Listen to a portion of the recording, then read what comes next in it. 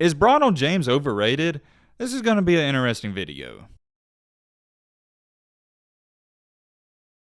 The older Bronny James gets, the more fascinating he becomes as a player. He doesn't need an introduction, you know who he is, he's LeBron's son, and he's roughly 6'5" and 200 pounds. When you're the son of arguably one of the greatest basketball players of all time, and without a doubt in my mind, one of the most criticized basketball players of all time, and a guy who also had as much pressure on him as LeBron James, I think it's safe to say you're also going to receive a lot of that pressure as well. For my older people and audience, I'm sure you remember how much pressure was on LeBron in high school. But for my younger people, I highly advise you, if you got some time, go watch More Than a Game. It documents LeBron's journey from high school, actually from middle school all the way up into the NBA. In that documentary, More Than a Game, you really got to see a great behind the scenes look at what it was like to be in LeBron's shoes. Till this day, we haven't seen anything like it, even with social media, and I'm gonna say it's never gonna happen again. Yeah, we've seen our fair share of popular players in high school, one of those being LaMelo Ball, but nothing compares to LeBron. At only the age of 16 and 17, he was already an icon,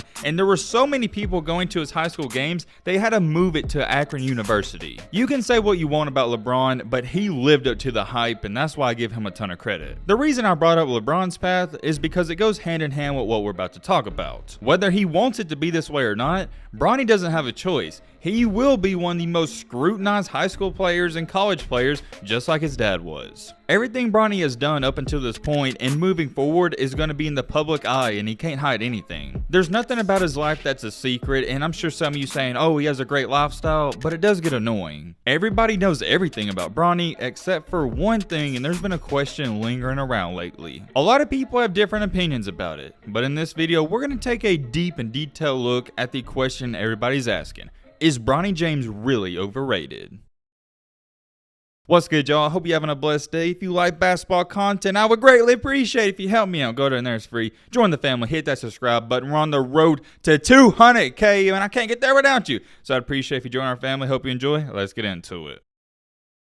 Is Bronny James overrated? I'm sure half of you are saying yes, and I'm also sure half of you are saying no, and that's why it's going to make for a great video. Actually, now that I think about it, I would say almost 60 to 70% of people would say he is overrated. This isn't going to be a video of me just giving you opinion. Every time I do give a take on something, I try to back it up with facts and evidence. Over the past couple of months, I've been doing a lot of research and a lot of thinking. I've been laying low and I've been watching Bronny's games. Not only have I been watching the games here and there when I can catch them, I'm not going to lie, I haven't watched every one, but I try to watch the highlights when I get a chance. I went back all the way from 9th grade up until this point, and he's about to be a senior, so I think it's a good sample size. I want to get this out there first. There's been this false narrative going around, and I see it on Twitter even till this day, of this stat line saying Bronny averages 5 points per game and 1 assist and 1 rebound, and I believe that stat line was from his freshman season. Although there's not an official stat line for this current year, he's averaging right around 12 points per game, 5 assists and 5 rebounds. Currently, as to when I'm speaking and making this video, he is listed as a 4-star recruit and the 34th best overall player in his class. Not too bad, and that's very respectable. To be a guy who's only averaging 12 points, 5 rebounds, 5 assists, and still be ranked as a 4-star and in the top 50,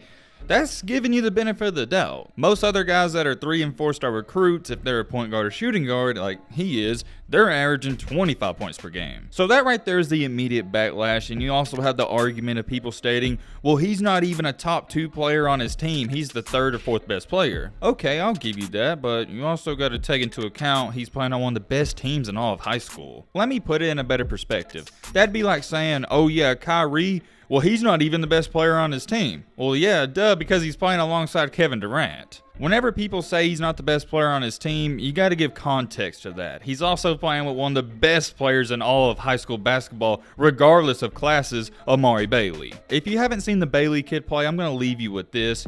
Not too many people are better than him anywhere in the world right now. So to say that Bronny's not the best player on his team, it's kind of like, okay, nobody's going to be better than Amari. Let's take a look at something, and this is kind of going to throw you off, but we're going to take a look look at Michael Jordan's son, Marcus Jordan, who played college basketball at UCF. I know, you're sitting there thinking, yo Matt, what in the crap does this have to do with anything? And hear me out. Marcus Jordan, not Michael Jordan, Marcus wound up playing 3 years at UCF where he averaged 12.3 points per game. He also pitched in 2.7 assists and 2.9 rebounds, and that was for his entire career. As a freshman, he averaged 8 points, as a sophomore, he averaged 15, and as a senior, he averaged nearly 14. To put up those numbers at the college level at a D1 school, that's not even decent, that's really good. It's not average, it's not great, but it's good. But here's the thing, and I want you to think about this. Whenever people bring up Michael Jordan's sons, there's always this narrative thrown out there that they weren't even good at basketball, and that's just simply not true. Marcus Jordan was a really solid basketball player, but he always got listed as overrated and overhyped because you was comparing him to his dad. Coming out of high school, Marcus was only listed as a 3-star recruit, and I remember people saying, oh yeah,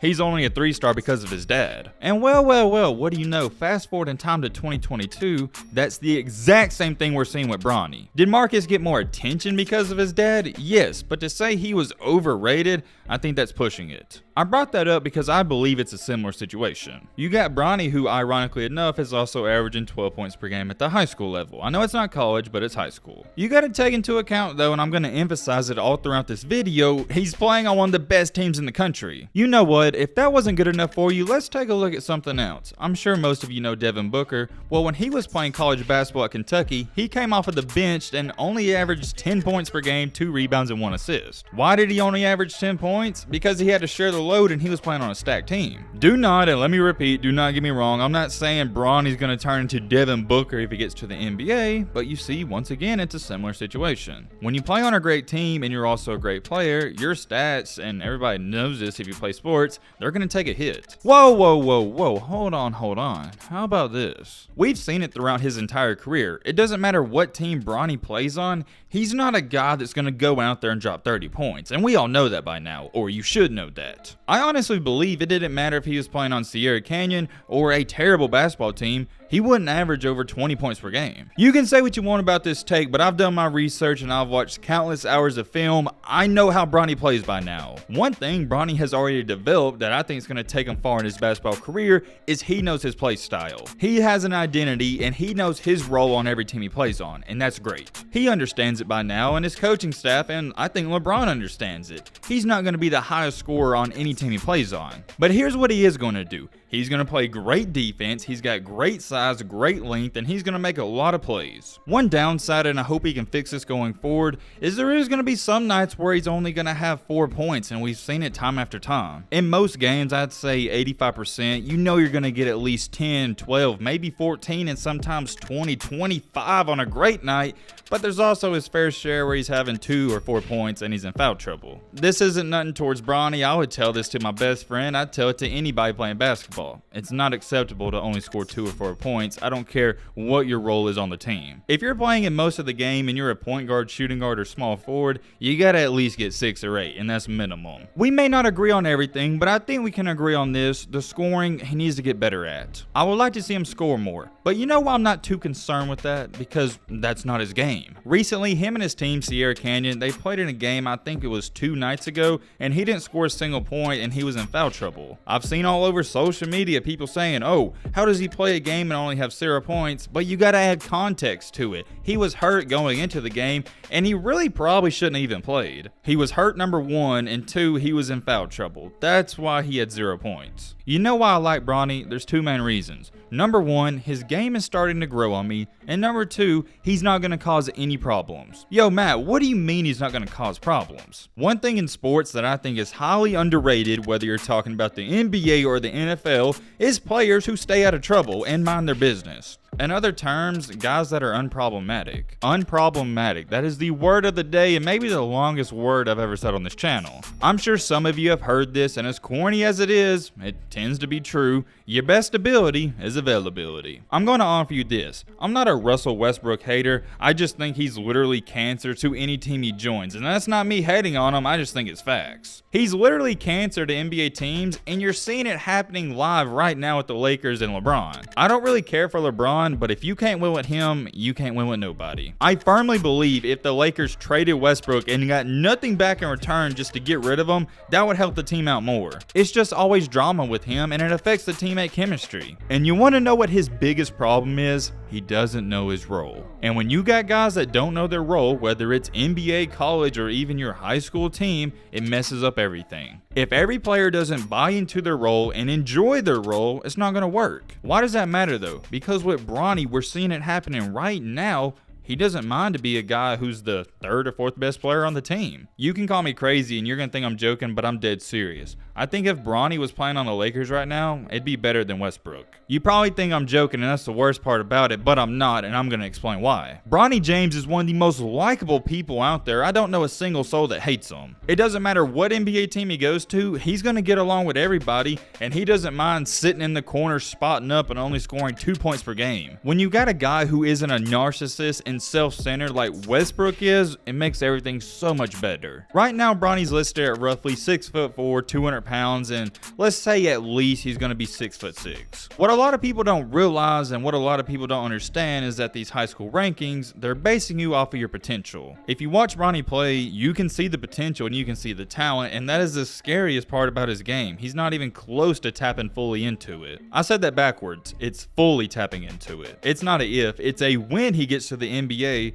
What's his play style? What's he going to be like? I think Bronny's going to be a player who is very similar to Draymond Green. Everybody hates on Draymond Green, but you just don't understand. He knows his role and he's good at what he does. The good thing about Bronny is that he can shoot. Draymond can't shoot to save his life. So Bronny can be a guy that spots up in the corner, hits a three every now and then, and you use him for defense. Although at the high school level, I think he's a good playmaker, I don't really see that necessarily happening in the NBA. It's hard for me to imagine Bronny being at the one and breaking down defenders left and right. I see him more as a 2 guard, maybe a 3, and a guy who can give you some good minutes off the bench. Last but not least, before we end out this video, a comparison we see all the time and we've talked about on this channel is Mikey Williams and Bronny James. A reason they get thrown into the same category is because they are in the same class and they're both famous. On one hand, Mikey's averaging like 25 points per game, 8 rebounds, 8 assists, and then you got Bronny who's doing 12, 5, and 5. I've said this before and I'm going to stick to it and say it again. As of right now, Mikey is a better basketball player